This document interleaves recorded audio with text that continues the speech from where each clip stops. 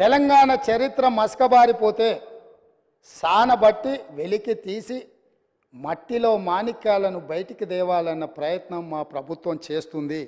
అందుకే ఈరోజు మేము ఈ విధానాలను అన్నిటిని కూడా ఒక బాధ్యతాయుతంగా ఒక యజ్ఞంగా మేము ముందుకు తీసుకెళ్తున్నాం అధ్యక్ష. వారు ఏ సూచన అయినా చేయొచ్చు, నేను ఓపెన్గా స్వాగతం పలికిన, ఎవరైనా రావచ్చని. పాపం కొంతమంది ఎమ్మెల్యేలు సాంప్రదాయబద్ధంగా ముఖ్యమంత్రి గారిని కలిసి వాళ్ళ నియోజకవర్గాల సమస్యలని చెప్పుకుందామని వచ్చిండ్రు అధ్యక్ష. ముఖ్యమంత్రిగా నా బాధ్యత ఏంది అధ్యక్ష?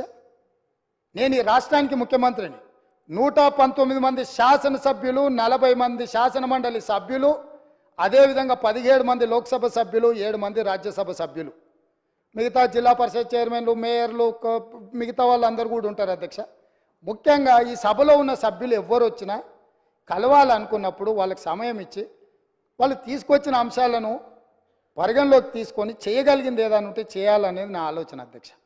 సొంత మనుషులను కూడా నమ్మకుంటా వాళ్ళని అనుమానించినట్టు, వాళ్ళను అవమానించినట్టు, వాళ్ళని ప్రశ్నించినట్టు, నిలదీసినట్టు పత్రికలలో వార్తలు వస్తున్నాయి అధ్యక్ష. పాపం వాళ్ళు పత్రికా సమావేశాన్ని పెట్టుకొని వివరణ ఇచ్చుకునే పరిస్థితి వచ్చింది అధ్యక్ష. అట్లా అనుమానించకండి, మేము మీలాక కాదు, మేము మీలాక బురద జల్లము. గౌరవపూర్వకంగా మర్యాదపూర్వకంగా సమస్యలను తీసుకొని వినతి పత్రాలు తీసుకొచ్చే శాసనసభ్యులు ఎవరైనా మా ప్రభుత్వం కలుస్తుంది, వాళ్ళు చెప్పేది వింటుంది. మా ప్రభుత్వము అంత మీలాగా వ్యవహరించదు, మేము మీలాగా కాదు. అది మీరు అడిగేదాన్ని బట్టి ఉంటుంది.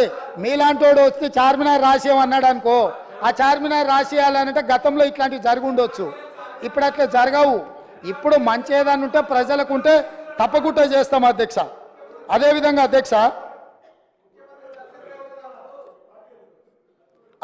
అధ్యక్ష అసదుద్దీన్ ఓవైసీ గారు ఈ బిల్డింగ్ పినలైజేషన్ BPS స్కీమ్ గురించి మాట్లాడడం జరిగింది.